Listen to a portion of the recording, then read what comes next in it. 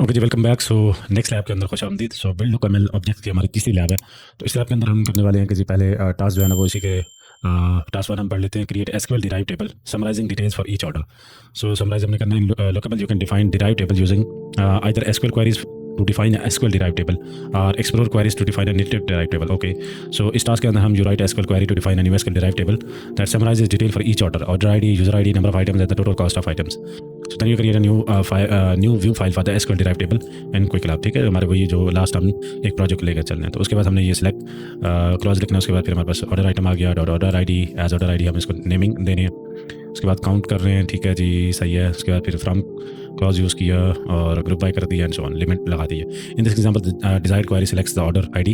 ठीक है, इसमें जो है query selects the order ID and user ID, counts the number of items so associated with each order and then sums the price of those items.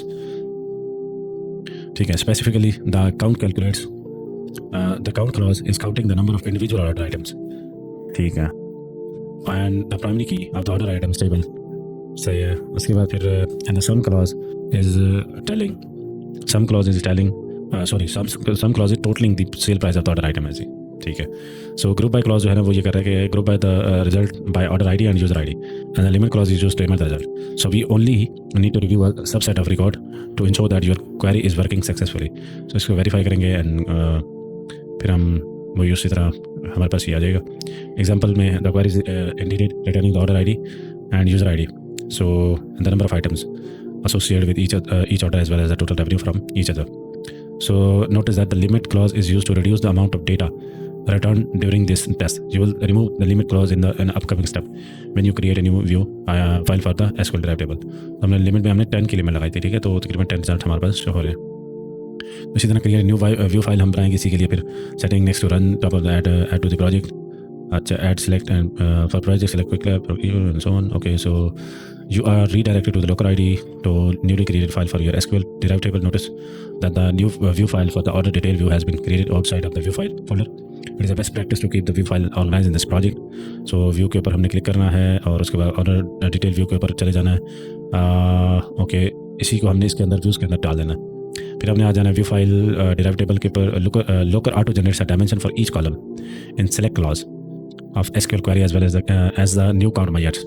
So in the next step, you modify the view file to remove the limit clause, which is no longer desired. Hide the new count measure and add a primary key for the view. Delete the code for limit 10 from the SQL parameter. ठीक है, हमने ये delete करना है। As highlighted previously, local auto generates a count measures along with the dimensions used in the derived table. Sometimes this auto generated count measure is not available or not valuable if you already have a count in another view that provides the same number. In this example, the auto generated count measure is counting the order ID and there is already a count of order in the order item view. You can delete or hide the count measure. Okay, ये कर लेते हैं। उसके बाद फिर हम ये हमें काफ़ी समझ तो आ गया हुआ है। इसको सेम चेंज करेंगे, फिर डिप्लॉय कर देंगे तो पहला टास्क हो जाएगा। नेक्स्ट के पास चलते हैं। तो create a native derive table summarising details for each order. So in contrast SQL derive table native derive table क्या करते हैं? नेटिव डिराइव्ड एंटिटीज़ इसको हम शॉर्ट में कह सकते हैं, और express entirely in local native derived tables are useful because they embody that essential LOOKML principle of reusability. They allow you to inherit already existing dimension measures and nice and join logic. Since you're minimizing the number of hard-coded database references, this makes your code much more maintainable in the long run. For example, think about the order detail SQL derived table from the previous section. SQL included a count for order items and a sum of sale price. However, your order item view already has measure for order item count and total revenue. Rather than creating a new SQL derived table, you can use existing dimension and measures to easily define a new entity. So native derived table है ये। ठीक है, in this section you will recreate the SQL derived table from the previous example now as a native derived table. The easiest way to create a native derived table is through an explore. You will use the order item explore to create your desired native derived table that contain the detail for each order. Okay, order ID, user ID, number of items, and the total cost of items order. Define a new native derived table from an explore query. On the local navigation में click explore, use e-commerce trading, click order item, click the arrow next to order item. ठीक है, उसके बाद हमने dimension, click order and user ID and so on. Okay कर लेंगे। Derive table के ऊपर चले जाएंगे और create new file for the native derive table view file इसके लिए बना लेंगे। ठीक है। उसके बाद फिर हमने notice again that the view file the order detail view has been create outside. ठीक है, तो इसको हमने इनसाइड व्यू फोल्डर के ले जाना है। फिर हमने उसके बाद फिर हमने local code you copy for the native derive table. ठीक है, उसके बाद फिर हमने ऑटो जनरेटेड जो व्यू नेम है उसको हमने एक यूनिक नेम दे देना, जैसे कि ऑर्डर डिटेल समरी है। And local makes a suggestion to include the model file but the lines are commented out. ठीक है, उसके बाद फिर हमने it is best practice to leave the line for the model file commented out the reason is that model file almost always include other files. So save कर लेंगे and we are good to go. अब next हमारे पास है task 3, join a new view to an explore. So हमने you will first join to order item, explore definition the model order item. उसके बाद फिर हमने you will not complete the last step for the native derive table. The process for joining view to an explore in the same way view is created for SQL derive. So join the view for the SQL derive table. अब हम view को join करेंगे। सो ठीक है, got it. सो हमारी ये तकरीबन task 3 है जिसको हमने ये कंप्लीट करना है। उसके बाद अच्छा नाइस, टास्क 4 भी है, वो हमने देखा नहीं है। तो purchase a derive table. So for the derive table that you have explored in example that have been peripheral meaning that looker produces CTEs or temp tables, temporary tables जो है ना looker बनाता है, जो कि for them in explore query. Now you will learn about the other type of existent derivative table, persistent derivative table और PDTs। PDTs भी हमने ऊपर देखा था, क्या था इसका वाला, कमेंट कर लेना आपने, ठीक है। मुझे याद नहीं आ रहा तो मुझे भी याद है। Are written to store in the connected database the step to persist a derivative table that are same whether it is a SQL derived or native derivative table. As mentioned previously, the benefit of persisting derivative table is that they are ready to go when business users need them. So and therefore reduce query runtime. The downsides are that the key up storage space in your database, which may correlate to cost, and they are more rigid. To persist a derivative table, you must use one or two of these parameters in the definition. Data group trigger, use data group requesting policy configured in the model. If databases are defined in the model, then select is the best practice for persisting derivative table. Take a select statement that returns one value. Looker sends the select statement to the database repeatedly, and when it discovers the result has changed, it takes this as the queue. This is queue to rebuild the PDT. Okay. However, it is important to note that persist for does not have any rebuild logic. Okay. I guess okay हमने इसको overall तो इसका जो है ना वो review the generated SQL for the position derive table पर हमने आइडिया लगा लिया, but we have to do, हम स्टार्ट करना चाहिए हमको। Let's get started. ओके जी, तो ओपन करते हैं copy link address, new window, enter. यहाँ पे अपना यूज़र नेम वगैरह करते हैं कॉपी, वेट करते हैं, वेट फॉर अ व्हाइल। सो ये इंटरनेट स्पीड के ऊपर डिपेंड करता है। तो माशाल्लाह हमारे पास बहुत तेज़ इंटरनेट आता है। तो जी चलते हैं सेटअप रिक्वायरमेंट के ऊपर। हम ऑलरेडी हम ये कर चुके हैं। पहला टास्क हमारे पास है create SQL derive table summarising detail for each order. SQL derive table हमने बनाना। सो पहले तो हम डेवलपर मोड को ऑन कर लेते हैं। सो आ गया। अब नेक्स्ट हमने क्या करना है, लॉकर नेविगेशन मेन्यू के ऊपर जाना है, डेवलप के ऊपर क्लिक करके हमने एसक्यूएल रनर के ऊपर क्लिक करना है। यहाँ पे एसक्यूएल क्वेरीज जो है ना वो हमने लिखनी है। जैसे कि हमने क्या करना है, हम कोशिश करते हैं कि खुद से लिखते हैं ताकि हमारी भी ट्रेनिंग साथ में हो जाएगी इस तरह। तो वेट करते हैं फॉर टाइम बीइंग ताकि लोड हो जाए। तो now what we have to do कि यहाँ पे एसक्यूएल क्वेरी लिखनी है। तो हम करते हैं पहले सिलेक्ट क्लॉज लिखते हैं, सिलेक्ट, और क्या सिलेक्ट करना है जी, ऑर्डर आइटम्स डॉट ऑर्डर है, ठीक है। सो ऑर्डर टैब प्रेस करना है हमने, हाँ जी, ऑर्डर अंडरस्कोर आइटम्स। अच्छा, उसके बाद फिर dot order underscore ID as हमने इसको दे देना है जी। अच्छा, एसक्यूएल की क्वेरी तो हम लिख लेते हैं उसमें ऑर्डर आईडी, ठीक है। नेक्स्ट हमने डालना है जी order underscore items dot order, sorry order नहीं, user ID, user underscore ID. अब इसको हम दे रहे हैं एज यूज़र आईडी, ठीक है। देन हम जी काउंट क्लॉज यूज़ कर रहे हैं और इसमें हम क्या काउंट कर रहे हैं, मल्टीप्लाई बाय इसके साथ as order underscore item underscore count, ठीक है। देन नेक्स्ट हमने क्या करना, नेक्स्ट बट वीडियो के सम, ठीक है। तो हमने लिखना है सम क्लॉज और क्या सम करना है जी, order items dot sale price. So order items dot sale price, ठीक है, एज ऑर्डर रेवेन्यू, ऐसे था, REVENU, ओके, ई भी है आगे। अब हमने फ्रॉम क्लॉज लिखना है और क्लाउड, अच्छा ये फाइल हम जिस फाइल में ये पड़ा हुआ है तो डेमो, आई गेस फोल्डर है शायद, demos dot locker underscore ecom dot order underscore items. अच्छा, उसके बाद हमने ग्रुप बाय क्लॉज यूज़ करना है, बाय ऑर्डर अंडरस्कोर ID। अच्छा, उसके बाद हमारे पास क्या है, यूज़र अंडरस्कोर ID। ठीक है, और हमने लिमिट लगा देनी है 10 की, 10। ठीक है, सो रन करते हैं, वेट करेंगे क्वेरी का रिजल्ट। अगर तो हमारी क्वेरी करेक्ट होगी, so syntax error and unexpected keyword limit at unexpected. ओहो, अभी हमने यहाँ पे कॉमा द्वारा नहीं डालना, इसमें नहीं डालना। ठीक है, तो इन तीनों में नहीं डालना। ठीक है, तो ये आगे हमारे पास ऑर्डर ID आ गया, यूज़र ID आ गया, ऑर्डर आइटम काउंट आ गया, और ऑर्डर रेवेन्यू आ गया। ठीक है, तो 10 हमारे पास आ गए। सही है, now what we can do, specifically the count clause is counting the number of individual order item. ठीक है, और जो primary key order item table and the sum clause is totalling the sale price of the order item. ठीक है, चलो next चलते हैं। तो ये हमारे पास आंसर आ गया। So the query is Indeed returning the ID, user ID and the number of items. ठीक है, तो हमारे भी ऐसे ही है ना, ऑर्डर आइटम काउंट। ठीक है, अब हमने क्रिएट न्यू, अच्छा सही है। During this test you will remove the limit clause in an upcoming step when you create. ठीक है, create a new view file for the SQL derived table, click setting, next to run, top right of the page. ठीक है, अब add to project. अच्छा ठीक है, अब यहाँ पे हमने for project select with lab e-commerce, for view name type order details. ठीक है, ये हम अपने व्यू का नाम टाइप करते हैं, और ये हमारे पास आगे प्रोजेक्ट सेलेक्ट कर लेंगे, ऐड कर देंगे। यही हमारे पास वहाँ पे click add, you are redirected to the Looker ID to review. ठीक है, the newly created view file for your SQL derived table। Okay, notice that the new view file for all order view has been created outside of the views folder. ठीक है, अब हमने इसको view folder के अंदर लेके जाना है। एज यू कैन सी कि now we have order detail. अब यहाँ पे उसने ऑटोमेटिकली खुद ही ऑर्डर डिटेल के अंदर डिराइव टेबल बना दिया, और उसके अंदर हमने वो जो हमने क्वेरी लिखी थी वो भी यहाँ पे आ गई, और उसके बाद मैयर आ गया, ऑटोमेटिकली उसने खुद ही जनरेट कर दिया। नाइस। अच्छा, उसके बाद फिर हमने क्या करना है, to see the view file for the SQL derived table, Looker auto generate dimension for each column. ठीक है, ये देखो, ये ऑर्डर ID, यूज़र ID। अच्छा, ईच कॉलम ये आ गया, ऑर्डर ID आ गया, यूज़र ID आ गया। अच्छा, और उसके बाद मेरे पास है ऑर्डर आइटम काउंट।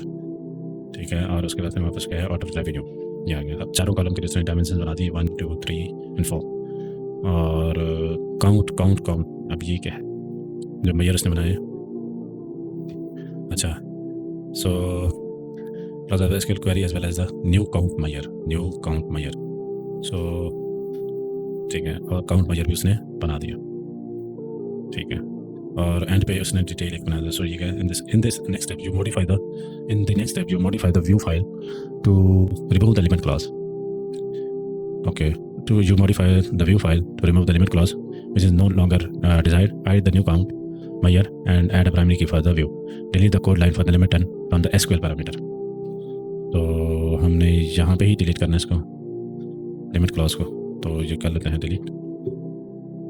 उसके बाद फिर हमने as highlighted previously, locker auto generates account measures along with the dimensions used in the derived table. Sometimes this auto-generated count measures is not available if you already have a count in another view that provides the same number. In this example, the auto-generated count measures is counting the order ID. अच्छा, उसके बाद फिर कहते हैं कि is already a count of order item view. Is already a count of orders in the order item view. You can delete or hide the count measures using the hidden yes parameter. So ये तो collapse करेगा। अच्छा, hiding the measure is a good idea if you would like to retain it for validation if this count is the same as in the measure count definition. Add a new line for type count and type hidden yes। अच्छा, ये count तो है पड़ा, and type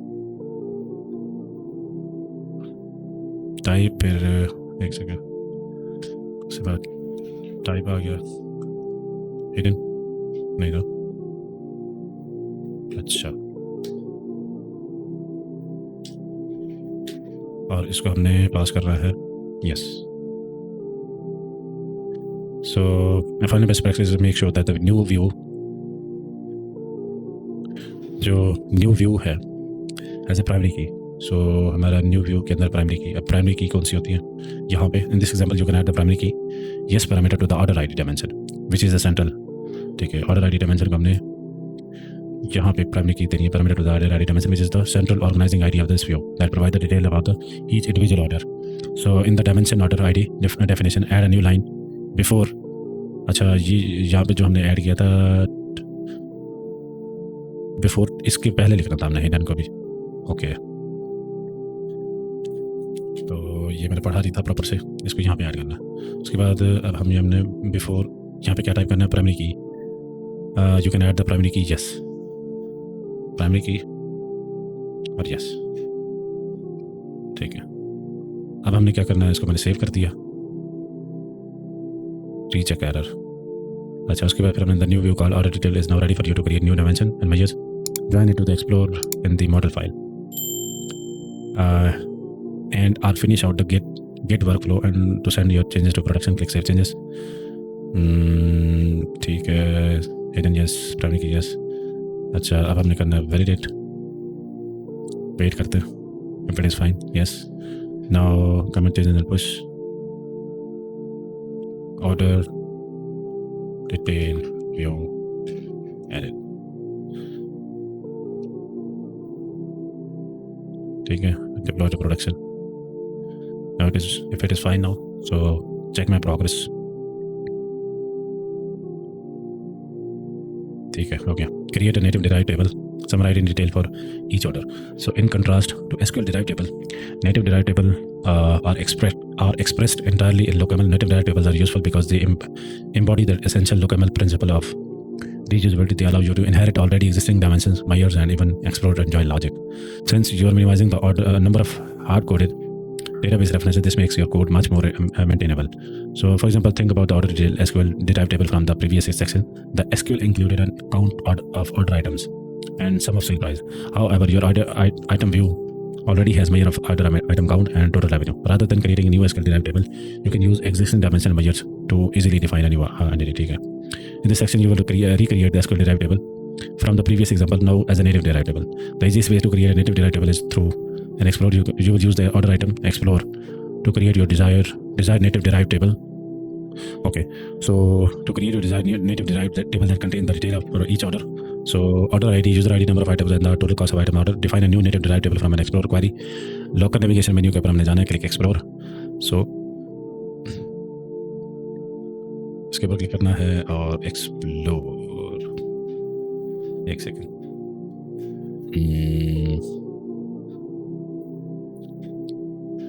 अच्छा, इसके ऊपर हमने click किया, डेवलप की बजाय हमने जाना है एक्सप्लोर के ऊपर।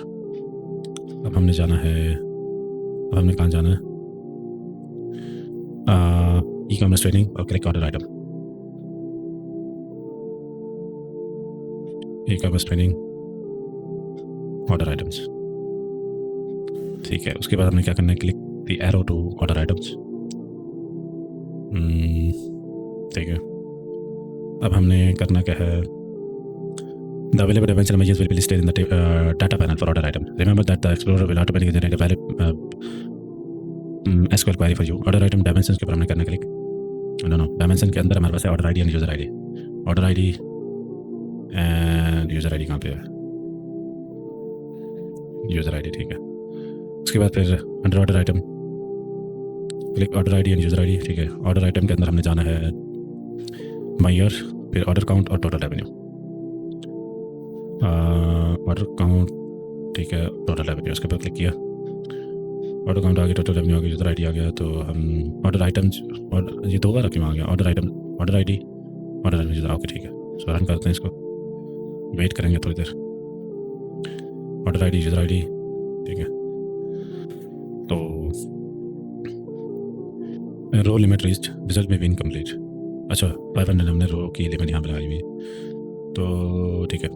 So take a moment to review the result of the query to ensure that it is returning the desired result. In this example, the request is correctly returning the order ID, user ID, and number of items associated with each order, so as well as the total revenue from each order. So हाँ जी, हमारे पास भी कुछ ऐसे ही है। ठीक है, अब next हमने क्या करना है, सो क्लिक सेटिंग। ठीक है, उसके बाद हमारे पास आना है गेट LOOKML। ठीक है, फिर हमने क्लिक ऑन डिराइव टेबल। ठीक है, अच्छा सही है, इसका मतलब कि हमें copy the LOOKML code to your computer clipboard, new file for this native derive table. अच्छा, अब ये LOOKML कोड जो है ना, इसको हमने करना है कॉपी, डिराइव टेबल हमने अच्छा, अब इस सारे को हमने करना है कॉपी, कंट्रोल सी। अगर मैं यहाँ पे पेस्ट करके देखूँ, हाँ जी आ रहा है मेरे पास, टाइप नंबर एड पे आ रहा है, ठीक है। और उसके बाद हमने कर देना है create new view file for the native derive table, open a new local window new tab. इसको करते हैं बंद अभी के लिए, ठीक है। नेक्स्ट हमारे पास है डेवलप, अपने प्रोजेक्ट के ऊपर जाएंगे। Next to file browser, click add file और फोल्डर, ठीक है। क्रिएट व्यू, फाइल का नाम हमारे पास आ जाएगा क्रिएट व्यू। उसके बाद हमारी जो व्यू है उसका नाम आ जाएगा क्रिएट। अगेन जो है ना, इसको हमने व्यूज़ वाले फोल्डर के अंदर लेके जाना है, तो व्यू फोल्डर के अंदर आ गए। अब delete all the auto generated code, इसको हम डिलीट कर देते हैं। और यहाँ से जो हमने लोकल का जो कोड था वो ले आए थे ड्राइव टेबल में से, इसको करते हैं कॉपी और यहाँ पे कर देते हैं पेस्ट। अच्छा, अब हमने क्या करना है, replace the auto generated view name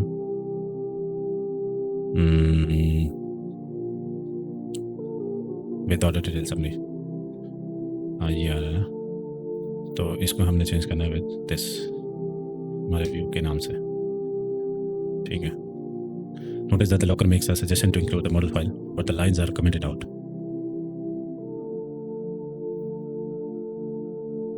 ठीक है। It is best practice to leave the line for the model file commented out. The reason is that model files almost always include other files. So if you have lost lots of files including each other, then you risk creating circular dependencies in your model. This can cause syntax validation error. The view called order detail summary is now ready for you to create new dimensional measures. Join it to the Explorer in the model file and or finish out the git workflow. Click save changes, ठीक है। उसके बाद फिर हमने validate करना है।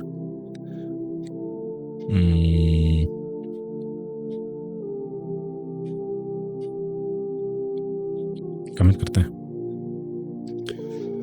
Order detail summary view,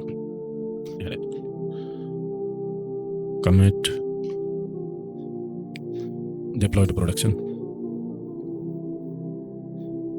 ठीक है। Check my progress,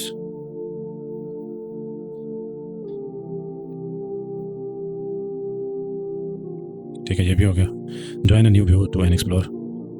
In this section, review that test the new drive table. You will first join it on the order item, explore definition in the model file, and then use the order item explorer to review that what businesses user would see if you push the changes to production. Note that while you will not complete these last steps for the native drive table, the process of joining the view to an explorer is the same. Okay, whether the view is created for a SQL drive or native drive table. ठीक है, join the view for the SQL drive table from the same page. ठीक है, click on models के ऊपर जाते हैं, training e commerce model के ऊपर जाते हैं। Inside the model folder to modify its content, locate the explore order item definition, explore order items definition, ठीक है, ये आ गया। Notice that there are several joins already defined such as the one for the users view, जैसे SQL on,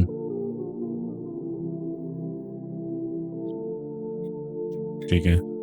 Definition above the existing join for users, add a new join for order details by specifying, ठीक है। तो ये हमारे पास है join users, अब हमने इसी के नीचे ऐड करना है join order detail। तो ये हमारे पास इस तरह कुछ आना चाहिए। ऑर्डर आइटम के बाद ऑर्डर आइटम में ही, अच्छा ऑर्डर आइटम्स में ही हमने join पहले हम ये पास कर देते हैं। हमने क्या लिखना है जी, join order details, इसी को कर लेते हैं कॉपी और इसके अंदर जाके पेस्ट कर देते हैं।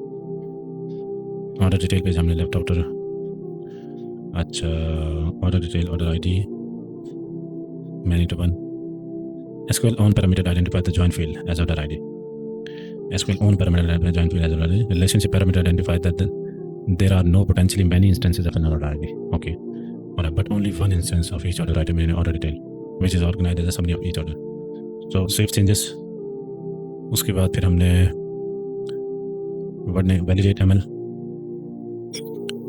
फिर हमने करना है जी अच्छा, उसके बाद हमने करना है click save review the data and generate SQL from the SQL derived table in the Explorer. So on the locker navigation menu, click Explore. Okay, so Explore. No, wait. Review the data and generate SQL from the SQL derived table in the Explorer. So what we have to do?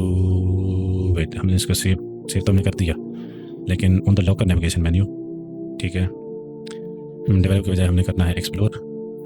उसके बाद हमने जाना है e-commerce training, order items. उसके बाद फिर हमने click the arrow next to the order detail. अच्छा, click the arrow next to the order details.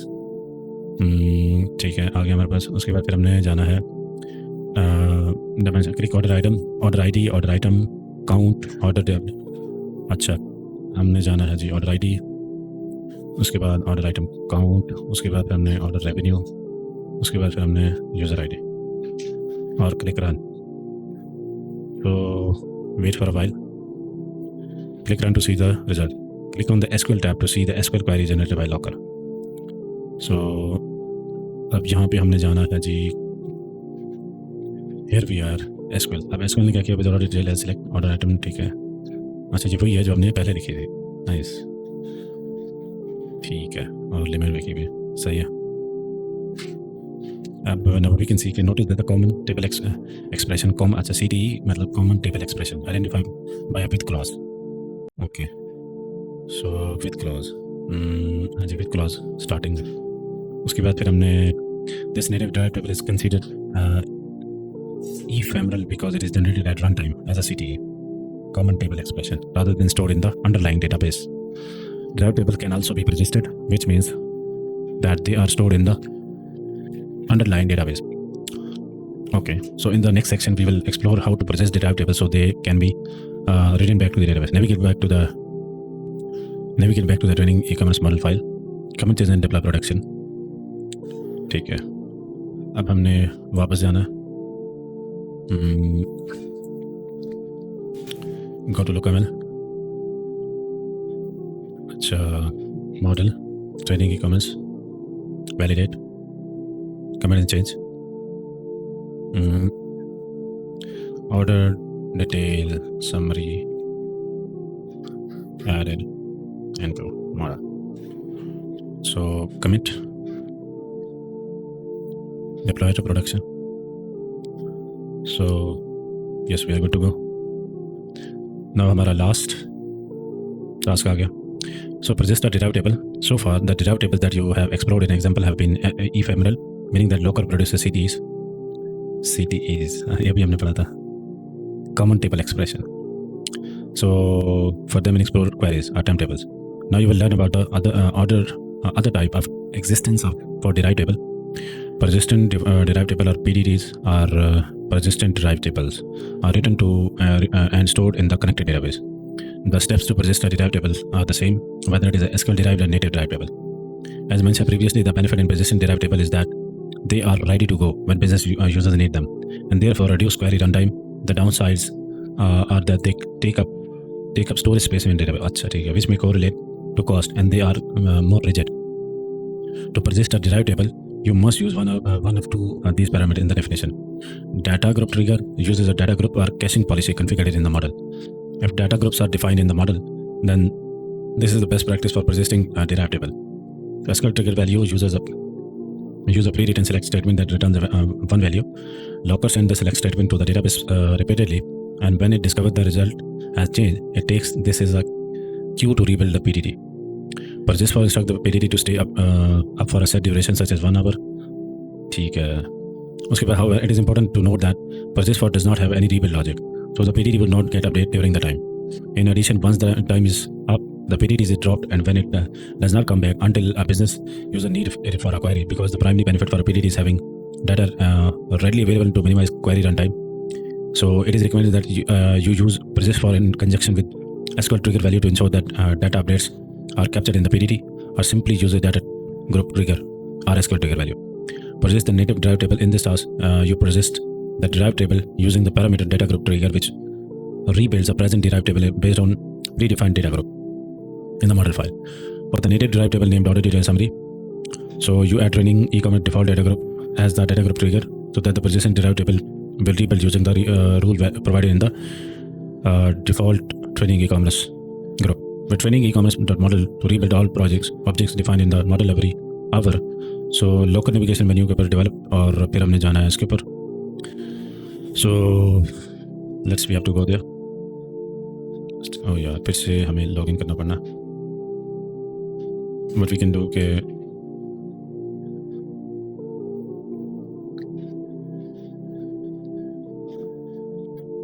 अच्छा बजाय इसके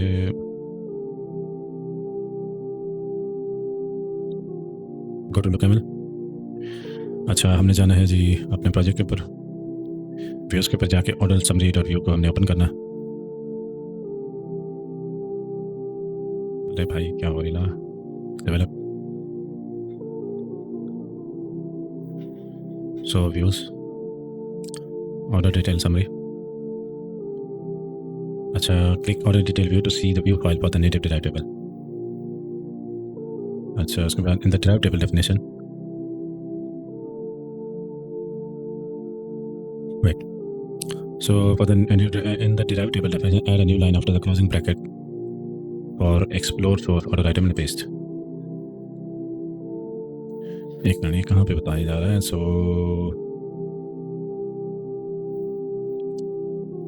डिराइव टेबल के बाद हमने यहाँ पे ऐड करना है डेटा ट्रिगर. ओके सो हमने ऐड करना है data group trigger training e-commerce default group. Okay तो हमने यहाँ पे ऐड करना this review the generated SQL for the persistent derived table in the Explorer. अच्छा सेव चेंजेस.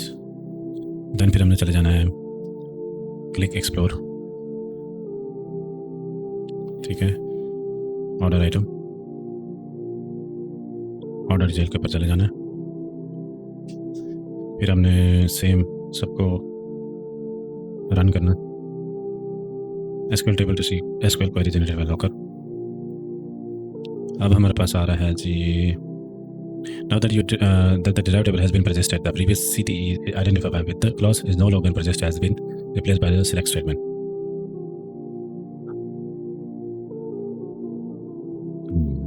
अच्छा उसके बाद querying fields from the order summary persisted in derived table. Navigate back to the order detail summary file. अच्छा जी वापस develop on the detail summary file. ठीक है commit changes and deploy production. Validate commit changes. Data group trigger added. Commit deploy to production. So after this हमारी जो lab है वो तकरीबन complete हो चुकी. So as you can see कि हमारे पास now we have 100% done. सो इसी के साथ इंशाल्लाह मैं आपको मिलता हूँ नेक्स्ट लैब के अंदर.